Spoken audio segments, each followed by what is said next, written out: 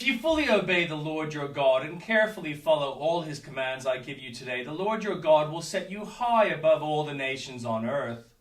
All these blessings will come on you and accompany you if you obey the Lord your God. You'll be blessed in the city and blessed in the country. The fruits of your womb will be blessed, and the crops of your land and the young of your livestock, the calves of your herds and the lambs of your flocks. Your basket and your kneading trough will be blessed. You'll be blessed when you come in and blessed when you go out. The Lord will grant that the enemies who rise up against you will be defeated before you. They will come at you from one direction, but flee from you in seven. The Lord will send a blessing on your barns and on everything you put your hands to. The Lord your God will bless you in the land he is giving you. The Lord will establish you as his holy people, as he promised you on oath. If you keep the commands of the Lord your God and walk in obedience to him, then all the peoples on earth will see that you are called by the name of the Lord, and they will fear you. The Lord will grant you abundant prosperity in the fruit of your womb, the young of your livestock, and the crops of your ground, in the land he swore to your ancestors to give you. The Lord will open the heavens, the storehouse of his bounty, to send rain on your land in season, to bless all the work of your hands. You will lend to many nations, but will borrow from none. The Lord will make you the head, not the tail. But if you pay attention to the commands of the Lord your God that I give you to this day and carefully follow them, you will always be at the top, never at the bottom. Do not turn aside from any of the commands I give you today, to the right or to the left, following other gods and serving them. However, if you do not obey the Lord your God and do not carefully follow all his commands and decrees I am giving you today, all these curses will come on you and overtake you. You will be cursed in the city and cursed in the country. Your basket and your kneading trough will be cursed. The fruit of your womb will be cursed, and the crop of your land, and the calves of your herds, and the lambs of your flocks. You'll be cursed when you come in, and cursed when you go out. The Lord will send on you curses, confusion, rebuke, and everything you put your hand to, until you are destroyed and come to sudden ruin because of the evil you have done in forsaking him. The Lord will plague you with diseases until he has destroyed you from the land you are entering to possess. The Lord will strike you with wasting disease, with fever and inflammation, with scorching heat and drought, with blight and mildew, with plague until you perish. The sky over your head will be bronze, the ground beneath you iron. The Lord will turn the rain of your country into dust and powder. It will come down from the skies until you are destroyed. The Lord will cause you to be defeated before your enemies. You will come at them from one direction, but flee from them in seven. You'll become a thing of horror to all the kingdoms on the earth. Your carcass will be food for all the birds and the wild animals, and there will be no one to frighten them away. The Lord will afflict you with the boils of Egypt, and with tumors, festering sores, and the itch from which you cannot be cured. The Lord will afflict you with madness, blindness, and confusion of mind. At midday you will grope about like a blind person in the dark. You will be unsuccessful in everything you do. Day after day you will be oppressed and robbed, with no one to rescue you. You'll be pledged to be married to a woman, but another will take her and rape her. You will build a house, but you will not live in it. You will plant a vineyard, but you will not even begin to enjoy its fruit. Your ox will be slaughtered before your eyes, but you will eat none of it. Your donkey will be forcibly taken away from you and will not be returned. Your sheep will be given to your enemies, and no one will rescue them. Your sons and daughters will be given to another nation, and you will wear out your eyes watching them day after day, powerless to lift a hand. A people that you do not know will eat what your land and labor produce, and you will have nothing but cruel oppression all your days. The sight you see will drive you mad. The Lord will afflict your knees and legs with painful boils that cannot be cured, spreading from the soles of your feet to the top of your head. The Lord will drive you and the king you set over you to a nation unknown to you or your ancestors. There you will worship other gods, gods of wood and stone. You will become a thing of horror, a byword, an object of ridicule among the peoples where the Lord will drive you. You will sow much seed in the field, but you will harvest little, because locusts will devour it. You will plant vineyards and cultivate them, but you will not drink the wine or gather the grapes, because worms will eat them. You will have olive trees throughout your country, but you will not use the oil, because the olives will drop off. You will have sons and daughters, but you will not keep them, because they will go into captivity. Swarms of locusts will take over all your trees and the crops of your land. The foreigners who reside among you will rise above you higher and higher, but you will sink lower and lower. They will lend to you, but you will not lend to them. They will be the head, but you will be the tail. All these curses will come on you. They will pursue and overtake you until you are destroyed, because you did not obey the Lord your God and observe the commands and decrees he gave you. They will be a sign and a wonder to you and your descendants forever, because you did not serve the Lord your God joyfully and gladly in the time of prosperity. Therefore in hunger and thirst, in nakedness and dire poverty, you will serve the enemies the Lord sends against you. He will put an iron yoke on your neck until he has destroyed you.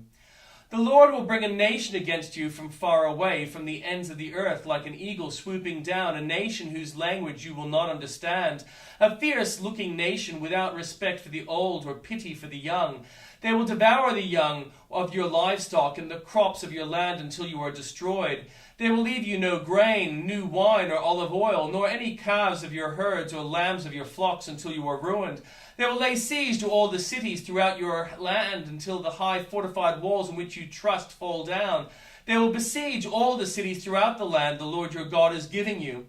Because of the suffering that your enemy will inflict on you during the siege, you will eat the fruit of the womb, the flesh of the sons and daughters of the Lord your God is giving you. Even the most gentle and sensitive man among you will have no compassion on his own brother or the wife he loves or his surviving children, and he will not give to one of them any of the flesh of his children that he is eating. It will be all he has left because of the suffering your enemy will inflict on you during the siege of your cities. The most gentle and sensitive woman among you, so sensitive and gentle that she would not venture to touch the ground with the sole of her foot, will begrudge the husband she loves and her own son or daughter, the afterbirth from her womb and the children she bears, for in her dire need she intends to eat them secretly because of the suffering your enemy will inflict on you during the siege of your cities. If you do not carefully follow all the words of this law in which are written in this book, and do not revere the glorious and awesome name, the Lord your God, the Lord will send fearful plagues on you and your descendants, harsh and prolonged disasters, and severe and lingering illnesses. He will bring on you all the diseases of Egypt that you dreaded, and they will cling to you. The Lord will also bring on you every kind of sickness and disaster not recorded in this book of the law until you are destroyed. You who were as numerous as the stars in the sky will be left but few in number because you did not obey the Lord your God, just as it pleased the Lord to make you prosper and increase in number. So it will please him to ruin and destroy you. You will be uprooted from the land you are entering to possess. Then the Lord will scatter among all nations from one end of the earth to the other. There you will worship other gods, gods of wood and stone, which neither you nor your ancestors have known. Among those nations you will find no repose, no resting place for the sole of your foot. There the Lord will give you an anxious mind, eyes weary with longing and a despairing heart. You will live in constant suspense, filled with dread both night and day, never sure of your life. In the morning you will say, if only it were evening, and in the evening, if only it were morning. Because of the terror that will fill your hearts and the sights that your eyes will see, the Lord will send you back in ships to Egypt on a journey I said you should never make again. There you will offer yourselves for sale to your enemies as males and female slaves, but no one will buy you. These are the terms of the covenant the Lord commanded Moses to make with the Israelites in Moab, in addition to the covenant he had made with them at Horeb. Moses summoned all the Israelites and said to them, your eyes have seen all that the Lord did in Egypt to Pharaoh, to all his officials, and to all his land. With your own eyes you saw that those great trials, those signs and great wonders. But to this day the Lord has not given you a mind that understands, or eyes that see, or ears that hear. Yet the Lord says, during the 40 years that I led you through the wilderness, your clothes did not wear out, nor did the sandals on your feet. You ate no bread and drank no wine or other fermented drink. I did this so that you might know that I am the Lord your God. When you reached this place, Sihon, king of Heshbon, and Og, king of Bashan, came out to fight against us, but we defeated them. We took their land and gave it as an inheritance to the Reubenites, the Gadites, and the half-tribe of Manasseh. Carefully follow the terms of this covenant so that you may prosper in everything you do.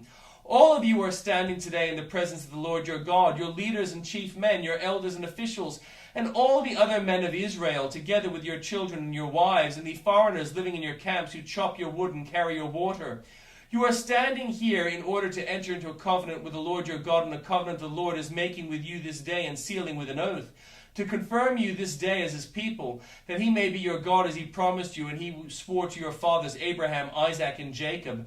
I am making this covenant with its oath, not only with you who are standing here with us today in the presence of the Lord our God, but also with those who are not here today.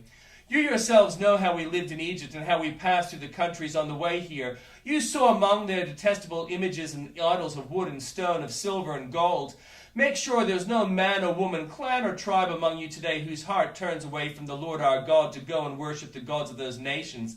Make sure there's no root among you that produces such bitter poison. When such a person hears the words of this oath and they invoke a blessing on themselves, thinking, I'll be safe even though I persist in going my own way, they will bring disaster on the waterland as well as the dry.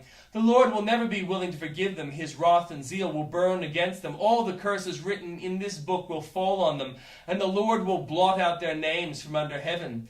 The Lord will single them out from all the tribes of Israel for disaster, according to all the curses of the covenant written in this book of law. Your children will follow you in generations, and foreigners who come in from distant lands will see the calamities that are fallen on the land and the diseases which the Lord has afflicted it. The whole land will be a burning waste of salt and sulfur. Nothing planted, nothing sprouting, no vegetation growing on it. It will be like the destruction of Sodom and Gomorrah. Admah and Zeboim, which the Lord overthrew in fierce anger. All the nations will ask, why has the Lord done this to the land? Why this fierce burning anger?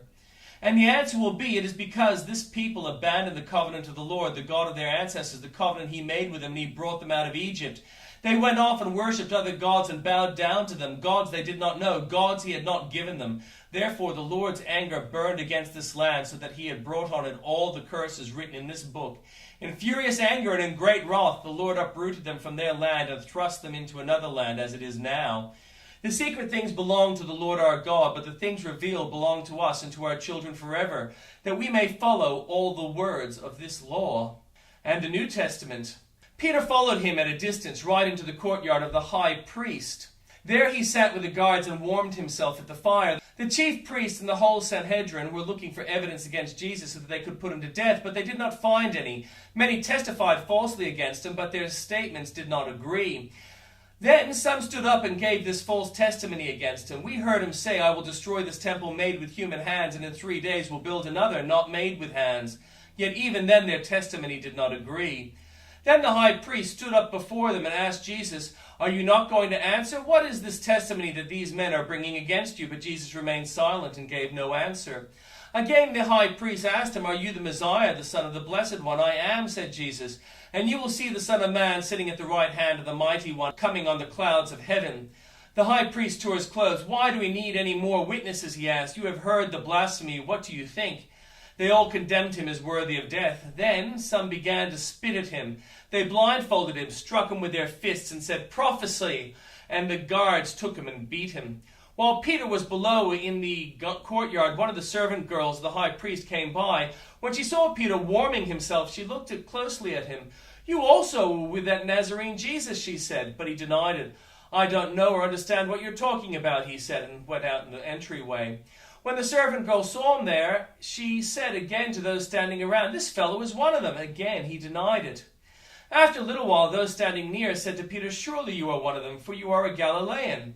He began to call down curses, and he swore to them, I don't know this man you're talking about. Immediately the rooster crowed the second time. Then Peter remembered the words Jesus had spoken to him before the rooster crows twice. You will disown me 3 times. And he broke down and wept.